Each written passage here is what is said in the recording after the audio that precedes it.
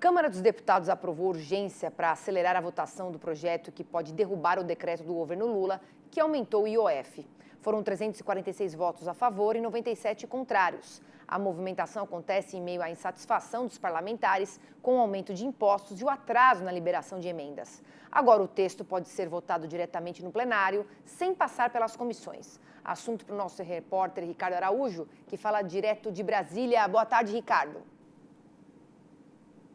Olá, Priscila, uma boa tarde para você e a todos que estão nos acompanhando.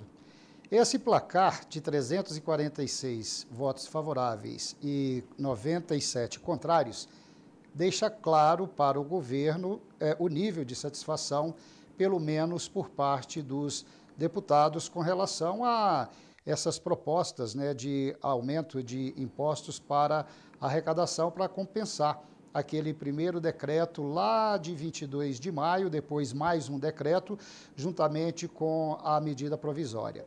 A insatisfação dentro da Câmara é tão grande que nem começaram ainda as discussões do mérito das duas propostas, tanto do decreto quanto da medida provisória.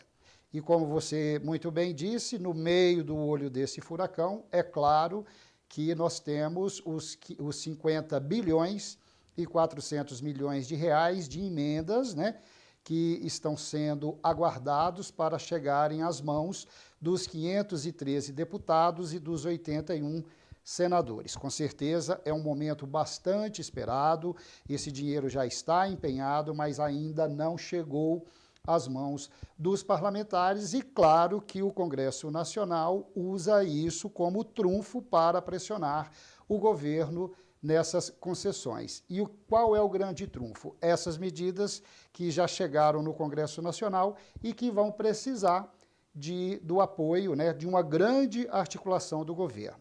Mas o que é que acontece? A gente tem que lembrar também, de semanas atrás, que houve um pré-alinhamento ali entre o presidente do Senado, Davi Alcolumbre, do União Brasil do Amapá, e também do presidente Hugo Mota, do Republicanos da Paraíba, sobre aquelas propostas que foram apresentadas pelo ministro da Fazenda, Fernando Haddad. Então, cenas para os próximos capítulos, A coisa deve ganhar força a partir da semana que vem. Mas nós convidamos aqui a Gabriela Rosa, ela é da área jurídica e tributária na BMG Consultores Associados, e a gente vai saber qual a avaliação dela dentro desse cenário instalado no Congresso Nacional, sabendo que o presidente Lula está fora do Brasil em viagem ao Canadá e o ministro da Fazenda, Fernando Haddad, de férias.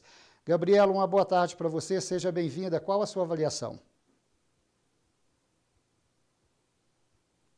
Boa tarde a todos que nos escutam. Bom, a gente tem que observar, esse cenário de tributação do IOF de uma maneira muito crítica, principalmente para o setor do agro, quando a gente teve as modificações do decreto, basicamente foi de aumentar as alíquotas de toda a operação comercial financeira. Então, quando a gente está falando aí de comercial empresarial, empréstimo, então foi criada uma nova alíquota para empréstimo, o risco sacado, que é um risco associado à movimentação financeira.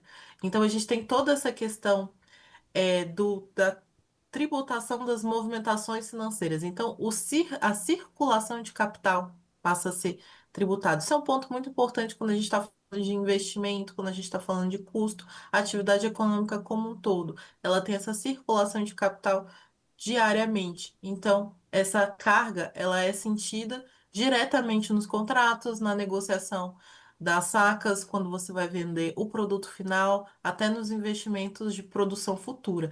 Então, esse ponto do IOF é sensível para todos os setores, para toda a iniciativa privada. Agora, quando a gente olha as medidas de compensação, aí a gente tem um ponto ainda mais sensível para o setor do agro de modo geral.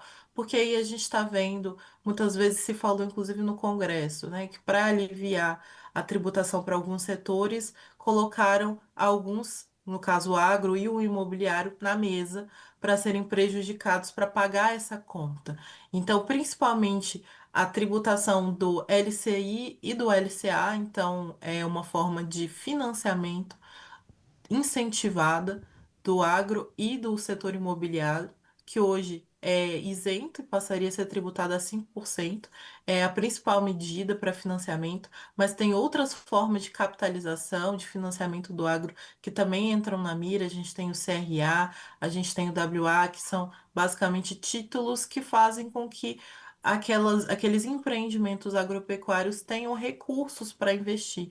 E isso afeta todo o setor, não somente a produção, não somente a pecuária, mas também fertilizantes, desenvolvimento de tecnologia.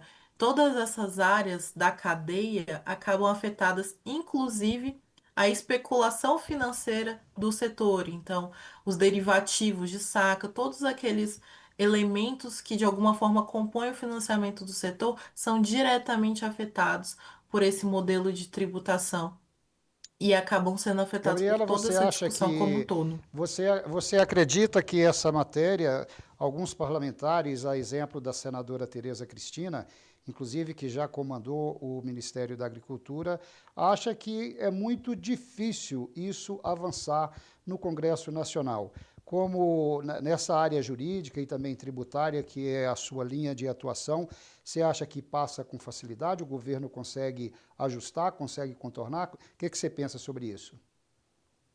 Esse é um ponto muito complicado, porque já a votação da urgência, como você mesmo trouxe, mostrou que o governo está enfraquecido em termos de mobilizar parlamentares para defenderem o seu ponto.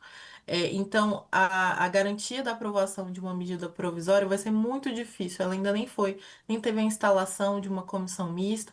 O próprio Congresso ainda não começou a ter o ritmo de discussão de medidas provisórias em conjunto que o Hugo Mota tinha falado quando ele assumiu. Então, vai depender não só da velocidade dos próprios trabalhos parlamentares, como inclusive da capacidade do governo de mobilizar acordos. E a gente já viu que o ministro da Fazenda, Fernando Haddad, tem tido dificuldade de aprovar as suas próprias medidas. A bancada do agro foi bem clara de que essa questão da LCA, por exemplo, não será aprovada. Então, muito provavelmente, se tiver uma condição de passar, vai vir a partir de muitos acordos, seja junto com as emendas e, inclusive, desidratando muito dessa medida provisória para que venha uma coisa diferente. Tá certo, então. Gabriela, a gente agradece muito a sua participação e até uma próxima oportunidade. Eu que agradeço.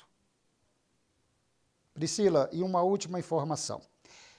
O ministro da Agricultura, Carlos Fávaro, disse agora de manhã, durante ali a saída da portaria do Ministério ali do MAPA, que o Plano Safra deverá ser, as propostas, né, do Plano Safra deverão ser apresentadas à equipe econômica do governo ainda hoje, e que o plano deverá estar totalmente concluído até o final deste mês. Só não citou a data, né? Lembrando que 30 de junho, último dia, dá numa segunda-feira, tomara que tudo isso se conclua até sexta-feira da próxima semana, para que no dia 30, nessa segunda-feira, possa realmente sair o anúncio e que não haja atraso, como aconteceu no ano passado. Segue com você em São Paulo.